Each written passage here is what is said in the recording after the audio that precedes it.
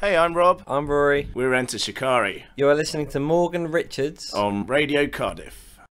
Hey, I'm Morgan Richards from Radio Cardiff on 98.7 FM, and I'm extremely pleased to say that I'm backstage at the Great Hall music venue here in Cardiff. I'm joined by a band who have really taken to the skies since the early days together, creating a flash flood of colours with a current mind sweep of the music scene as of late. It's of course those crazy, political, aggressive, electric metal monsters from St Albans, Hereford, the wonderful Enter Shikari. Hi, Hey. How's it going? Hey guys, you right? Oh, very well, thank you. That was a bit of a mouthful, yeah, going on there. That was quite an introduction. Yeah, that's good. We've got a lot to live up to. Awesome.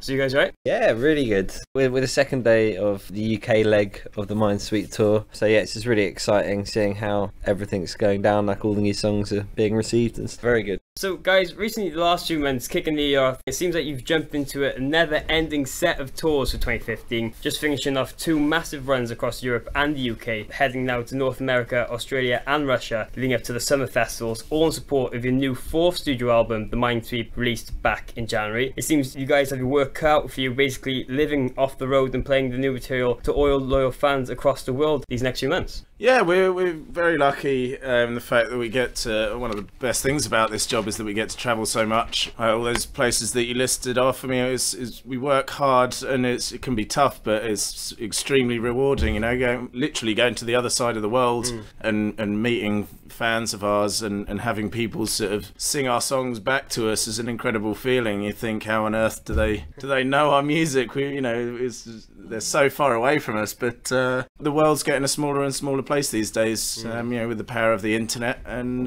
we're very privileged to be able to travel to all these places and meet these wonderful people. And of course, now speaking of the new album, The Minesweep, one of the main things you guys have been known for over the years, and if there's anything we've come to expect from Enter Shikari, is that you're really not shy to talk about the issues in your material, quite passionate about the things you discuss, and keep up to date with all the problems in society. But even now, after doing it for so long, it's still quite refreshing thing to hear, to see you guys doing it so well in music, because there's not that great deal of bands discussing and bringing attention to these problems like you guys do. Yeah, we're always surprised at how few bands there are out there sort of talking about relevant social issues. Like a lot of people just seem to be making music just about just random, like meaningless. Well, stuff that obviously means something to somebody, but I think music's an important platform for broadening people's perspective on the world and society, and it's just surprising that less people are taking advantage of that. And on this time around on The Minesweep, it seems like you guys have covered and discussed a lot of different things, with the likes of climate change, the global finance crisis, even the NHS, because free healthcare is something that you guys find very important after you recently got involved with a few marches off tour in support of Save the NHS.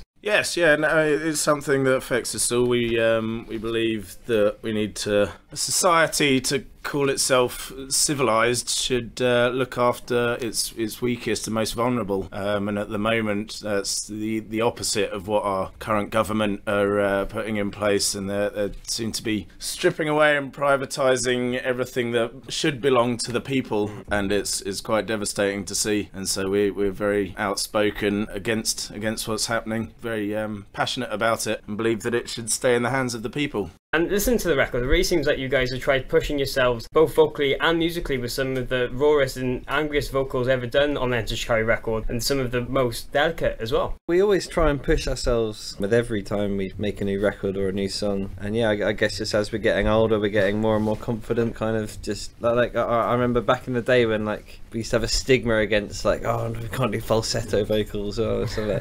But now it's kind of just, I guess it's just a confidence thing. And melody and aggression will always be something you guys have always found really important alongside the core of guitar, bass, drums and electronic setup. But this time around you have so much more new instrumentation with orchestras of woodwind, brass, strings, all finding its way onto the record, bringing this really new dimension to this music. Yeah, it's just a sort of texture, flavour that you can't really get out of purely programs like electronic versions of these instrumentation. Yeah, we had a lot of fun recording the live instruments this time. We had a string quartet come in and layer over the tracks some really beautiful pieces. There's just kind of a depth to it, like an emotion that you can't really get with as good as electronic strings are these days. Can pretty much sound like the real thing, but there's just the live playing of it is just something that you can't replicate. And so we had a great fun getting them on board, and Rao and his younger brother were layering up the brass sections, pushing ourselves, branching out with the new sort of textures, I suppose, and getting some good stuff in the process, I think. Yeah. Oh, well, fantastic. And a lot of people have called the Minesweep your most diverse album to date, with really covering every spectrum of your sound. Throughout the years, you guys have always tried to combine and write in different styles as much as possible, but it really seems that this record has the best sounding stuff of certain styles you could have made, with it having a lot of big punk hardcore thrash material to with even a piano ballad. Yeah.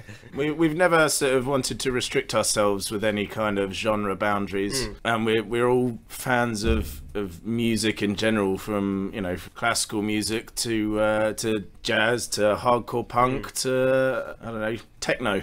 So we really sort of don't hold ourselves back, and we just create music that we enjoy listening to and that we want to hear. So that's where the diversity comes from. And one thing I actually wanted to mention to you guys is I actually understand that when choosing which of the tracks you've been working on should make it onto the album, you've actually found it quite hard to decide, and therefore made a graph to pick which songs, even though you had several covering the same territory, you only were allowed to make one of each onto the record. Yeah. Well, it all started off when we started writing the album with about 50 different ideas, whether it just like be a little riff or a lyric or a groove, a beat or something, and then we kind of pieced together. I think we went into the studio with something like 16 fully written songs that we wanted to record, and then to get it onto the album we had to whittle that down to 12, and it was just it felt so strongly about each one that we didn't want to chop off. We wanted them all to be on the album, but we just physically couldn't. So to show every side of us, I suppose, we made this ridiculous graph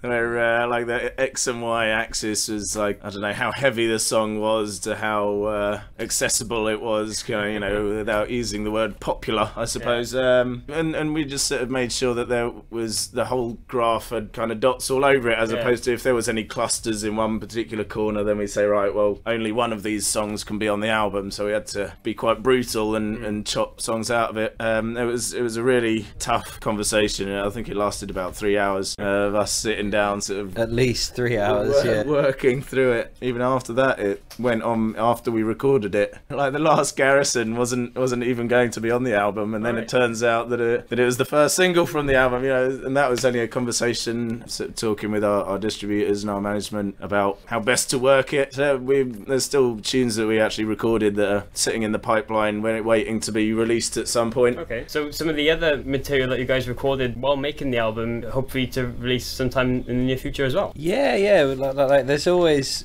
seems to be loads of excess material. Like when we finish recording the album, and there's always a demand for it. Like I swear, a week after we release the album, people are saying, "Oh, when's the new album coming out?" It's like, what? We've only just released one. Jeez, give us a break. Yeah. So there's two that we've held back, that both contenders for being singles on the album, and then we thought, no, let's hold them back and bring them out as singles on their own. So yeah, really excited to see how those go down. Yeah, it won't be for a while yet. Yeah. And guys, just a couple more things now quickly before you go. Another thing I actually wanted to mention to you is the fact that for the release date of the record back in January, you guys actually set up your own pop-up shop in London for the day to celebrate the release, working to meet fans, give away special goodies, even connect with people for the release of the new record. Yeah, it was just because with our previous albums we've done like signings and stuff in record shops and that, and we did do a bit of that, but we thought for London it might be a bit more interesting and a bit more relaxed, sort of less formal, just to open a shop for a day and just have people coming in and out all day chatting, buy stuff, or just come and say hello. And we had sort of like our album, like a load of like limited edition. Also, it was a bit of a gallery. We had quite a few nicely printed photographs that we'd taken, quite a few of them from our recent trip to Tokyo, things like that, so people can come in and just enjoy the gallery and have a chat and meet us. And went so well. Like, it was like constant, like the whole shop all day, it was constantly packed. I thought it would be like a little cluster at the beginning and then a few people coming in and out, but it was literally just rammed. I mean, I can't speak for other bands, but we are certainly very, very close to our fan base, and we sort of get to meet them and talk to them and interact with them quite a lot. It was a good opportunity to really do that. And of course, now, as I mentioned, you guys for the next couple of months are going to be very busy touring right up until the summer festivals, where you'll be headlining the second stage of this year's Download at Donington Park. I'm sure you guys can't wait for that one, and going to be a very special show with such a big slot at that festival.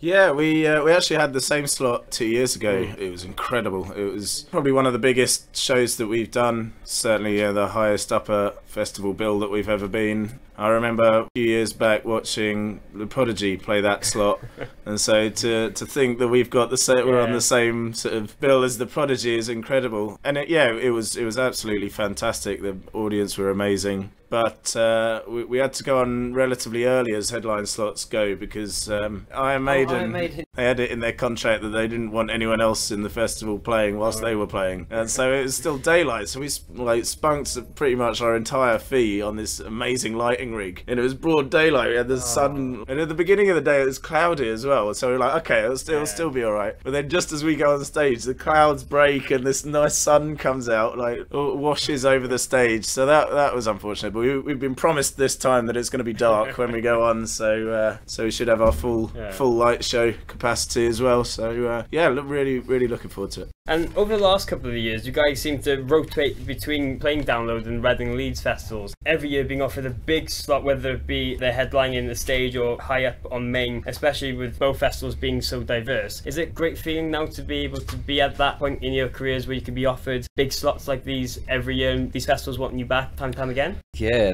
that is a really great feeling, actually, being able to do it year after year. I mean, I know a lot of the local crew at Reading and Leeds call us like the house band because we just play it so often. Yeah, Reading was always the festival that we went to as punters before the band ever really took off, so it's kind of our hometown, well, feels like our hometown festival kind of thing. I mean, we feel very much at home every time we go back. Privileged to be able to go back and play it every time. Oh, well, fantastic. And with all that now, is there anything else we can expect from Enter Shikari in the near future? Just more touring, maybe a couple of singles, and more touring, and then an album, and then more touring. And that's pretty much the next 5 years of our career in a nutshell. Yeah. Okay. Oh, well, fantastic. Well, that's about it. Cheers, guys, for taking time out to have a quick chat with me. No problem. Best of luck now with all the tours and festival appearances in the summer, and hopefully I can catch up with you guys again very soon. Cool. Thanks, man.